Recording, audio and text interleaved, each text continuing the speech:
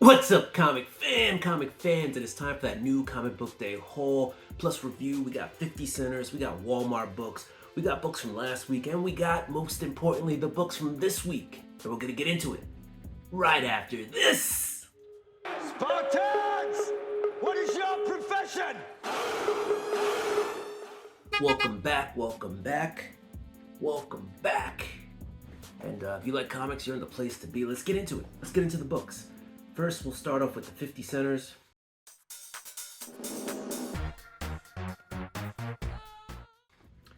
Nothing spectacular here. Just some nice covers, I thought. So this is A-Force. I think it's from 2015. This is A-Force number 2. And this is a variant cover. I think it's Chris Anka. So I just thought that was a pretty dope cover. What else we got? We got these Weird World books. This is a variant edition. This might be like a ratio variant. I didn't really check it, but yeah, pretty cool. And what was that? That was issue 1. Here's another issue 1 variant edition. Here's another issue 1 variant. The color palette looks very close to what Jenny Frison has on her artwork. And yeah, this looks like a Jenny Frison cover. Nice. What else do we have? We have this number 1. It is another variant edition. This is the Agents of S.H.I.E.L.D. cover. Oh, we're not done. We got another Weird World number 1. All right. So a lot of covers. And before I saw those in the 50-cent bin, I had never seen them before in my life. But those are the 50-cent books. All right. Let's get into these. Came out of a Walmart pack. I opened these on my Monday Night Raw show, so pretty cool. We got the Amazing Spider-Man number 1. This is the Walmart reprint. So the regular reprint would have it's got like a ad on the back, but the Walmart one just says the Amazing Spider-Man right on the back. So that is the Walmart Amazing Spider-Man number 1 reprint. Then we got Star Wars number 22, little Chewie action. That's cool. And then last but not least, we got this really cool like Miles Morales Spider-Man book. This is issue 39. So that's just a dope cover. All right, so now let's get into the books from last week. I didn't read it yet, but I've heard a lot of people say, tell me read it and let me know what you think. So this will probably be the book I read after I'm done here. My LCS had some issues getting their books in last week. Marvel books, everything else came in. So I'm a little bit behind on the Marvel stuff. All right, I didn't read this one yet. I'm saving it for last. I heard it wasn't that good. This is the Timeless cover, the Alex Ross, but this is Warlock Rebirth. And this is the B cover. I wasn't sure if the Timeless cover was a different variant, but it's actually the B cover. So that's Thanos. The better one was Galactus, but I missed out on that one because my LCS didn't get the Marvel books. Yeah, whatever. I'm not hating. And then we have this Nolan Higgins. This is the second printing. And this is from the Massiverse that he's been doing. For what I understand, this one was more of a detective story than the other ones, which are more superhero based. So I haven't read that yet, but we'll read it and get there. And then in my pile right now is the Dawn of DC Superboy Man of Tomorrow. So we'll have to read that. All right, let's get into the Marvel books this week.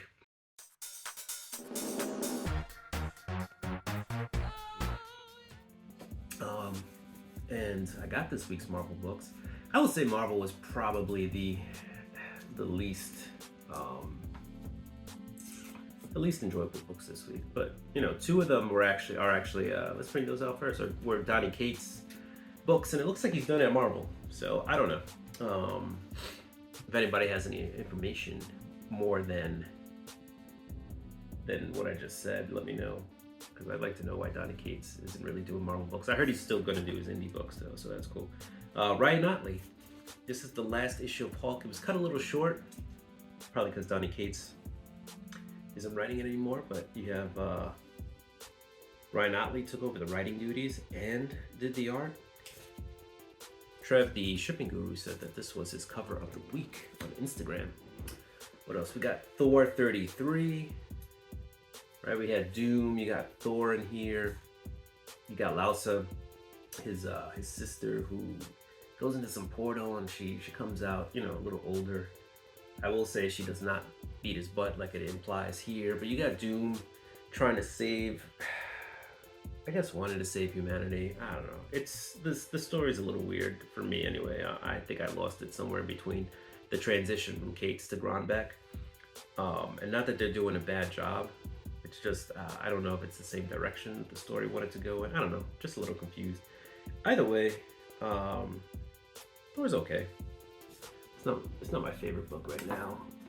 But yeah, Thor can see into the future and he knows what's happening and he's trying to prevent things from happening, and Doom's sacrificing souls to like save humanity, and it's a whole big craziness. Going back to Hulk, I think Ryan Otley did a pretty cool job finishing off this book.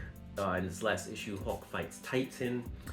As we all know, when the personality of the Hulk comes to the forefront, it's probably not the last time we've seen it. So I'm pretty sure we'll see Titan again at some point. But yeah, at the end of this, Bruce wakes up, you know, back on Earth. You know, Doctor Strange and mostly Doctor Strange is like, you know, let's meet regularly and make sure, you know, your hulking personalities kind of stay in check. So, you know, for now, there's a happy ending to the Hulk book. Doctor Strange #2. I had put this on my spec list as having a possible first appearance. There really wasn't much going in here. Maybe there's a cameo somewhere that I didn't notice, but it didn't really come to fruition. But somebody's going around, they basically pretending to be Doctor Strange, but like beating up on these super baddies. Like Nightmare in this one was like, no, Strange is Strange. Like, I didn't do anything to you. So it's an interesting book, you know. And he's got Clea. She's the warlord. I think the warlord of Brooklyn or something like that. But she referred to herself as warlord like 6 times in that book. We get it. You're a warlord. But I do like the dynamic. And it's cool. Doctor Strange is it's a good book. All right. I was not disappointed in it. It's still a lot of setup. That's only issue 2. So I think we're going to meet the main villain in like the next 2 issues. Either the next one or the one after that. And stay tuned. It could be a first appearance. All right. Next up, we have Daredevil #10, Chip Zdarsky. Oh, man. Matt and Elektra are fighting the Avengers in this one. All sorts of craziness breaks out. Spider-Man's crying in this one. A lot of good stuff. But yeah, Daredevil is, I guess he's trying to fight the fates, but he's like, you know what? You can't always fight the fates. So let's see what God's plan is for me, I guess. Because as you know, Daredevil is a man of God, if you will. We got Philadelphia #30. I'm so far behind in Philadelphia, so what I read was really good. I'll leave it at that. We have The Scorched. I did not read this one yet either. This is Connecting Covers with Mark Brooks. I should have got my other cover. I have at least one. There's going to be 4 of them. It's Scorched Spawn, King Spawn, and Gunslinger Spawn. And there's 4 covers. All Mark Brooks. They all connect. Pretty cool.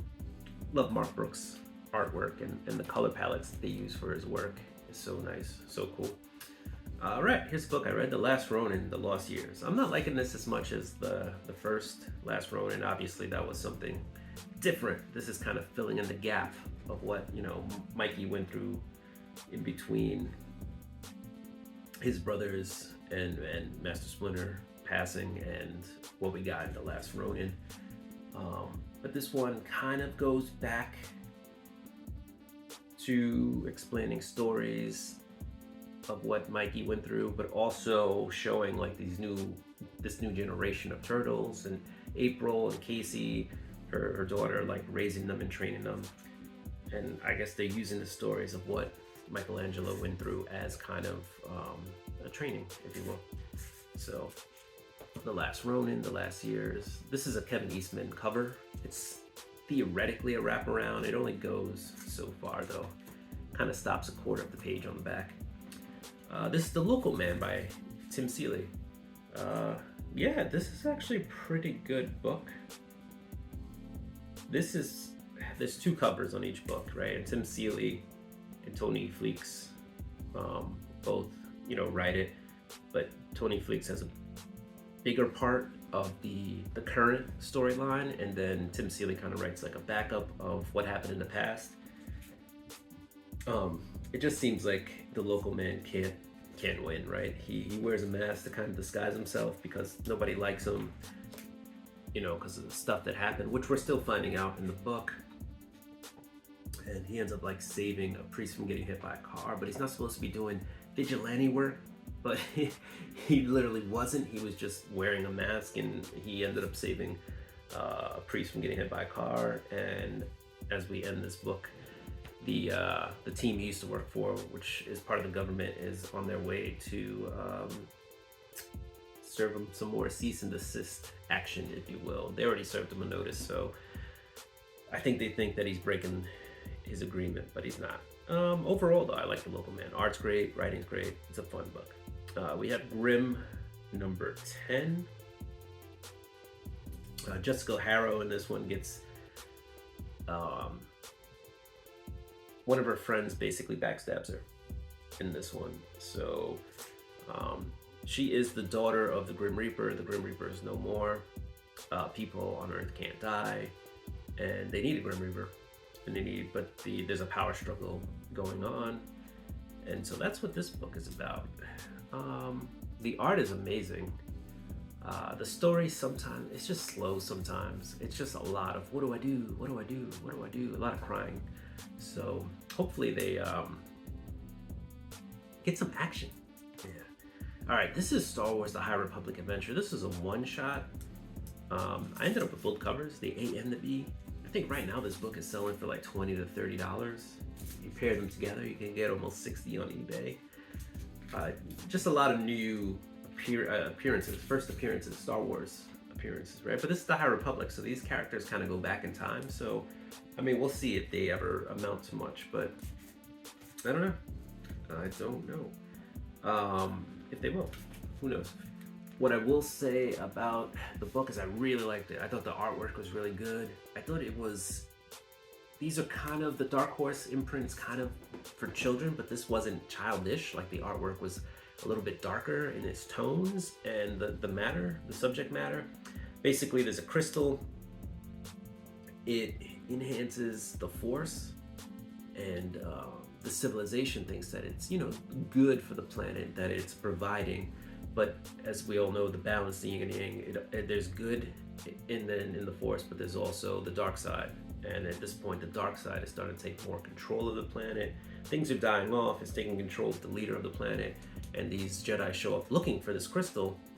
And yeah, it's a pretty good story. And it's bookended by some other event that's happening. And one of the Jedi saying, I gotta check the records to see, because I guess something similar is happening at another planet. So this is setting up something bigger for the Star Wars, the High Republic universe.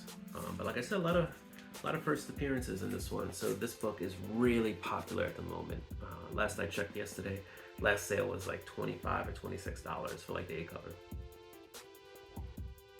Crazy. We haven't seen those kind of that kind of leap on a first day book in at all this year, really. I mean, maybe with the exception of a couple books here and there, but this one really took off, especially for a one shot.